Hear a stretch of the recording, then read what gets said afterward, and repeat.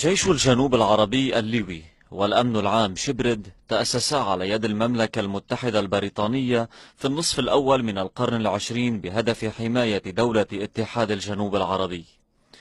شكل تأسيس هذا الجيش النواة الأولى للجيش الوطني لجمهورية اليمن الديمقراطية الشعبية، وكان جيش الجنوب العربي يتكون من جيش الاتحاد النظامي وجيش البادية الحضرمي.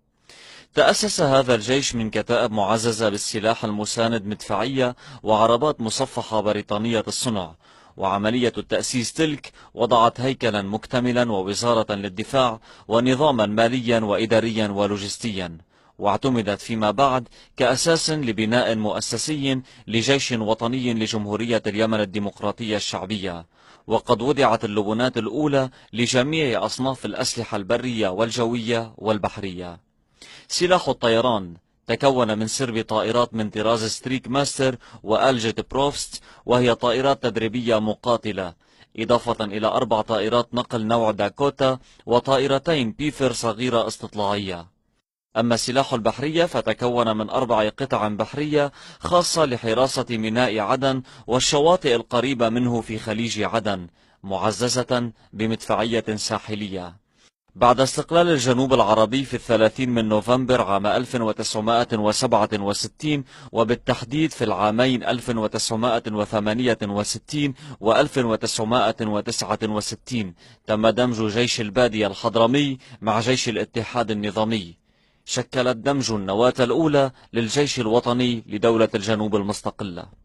عام 1970 تأسست الكلية العسكرية على أنقاض مركز التدريب في عدن الصغرى بين الجبلين صلاح الدين حاليا.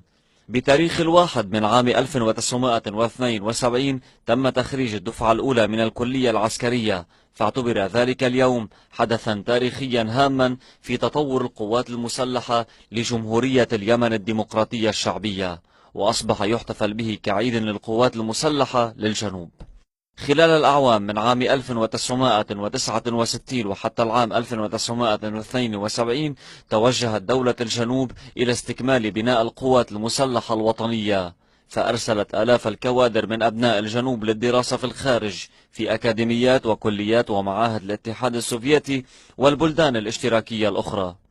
في عام 1972 اعتدت الجمهورية العربية اليمنية على جمهورية اليمن الديمقراطية الشعبية، فاستطاعت قواته الأخيرة أن تلحق الهزيمة بجيش العدو وتطرده إلى ما وراء تمركزهم الدائم على الحدود بين الدولتين.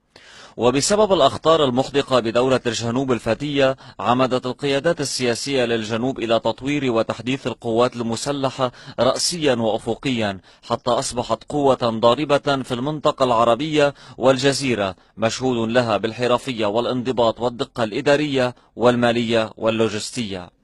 تكونت القوات المسلحة لجمهورية اليمن الديمقراطية الشعبية من الأصناف الرئيسية التالية: القوات البرية بالقوام القتالي التالي: 13 لواء مشاة، 6 ألوية مشاة ميكانيكية، 5 ألوية دبابات، لواء مدفعية، 3 ألوية صواريخ، لواء إنزال جوي واحد. أما قوام القوات الجوية فتشكل كالتالي: لواء 15 قاذف مقاتل سوخوي 22، اللواء 9 مقاتل اعتراضي ميج 21، اللواء 10 طيران عمودي مي 8 ومي 17، لواء النقل الجوي طائرات أنتينوف 5 طائرات ميج 29 مقاتلة قاذفة واعتراضية، ولواء 26 رادار، ولواء دائرة الإمداد وضمان التحليقات. كذلك ألوية دفاع جوية، وتشكلت على الشكل التالي: اللواء الأول مضاد طائرات، لواء صواريخ دفينة، لواء 28 صواريخ كفادرات، لواء فيصل رشيد صواريخ فولجا، كتائب ضمان التحليقات وأمداد ملحقة بألوية الطيران، وحدات تكنيكية ووحدة صيانة مركزية. 5 قواعد طيران في عدن، لحج، شبوة وحضرموت.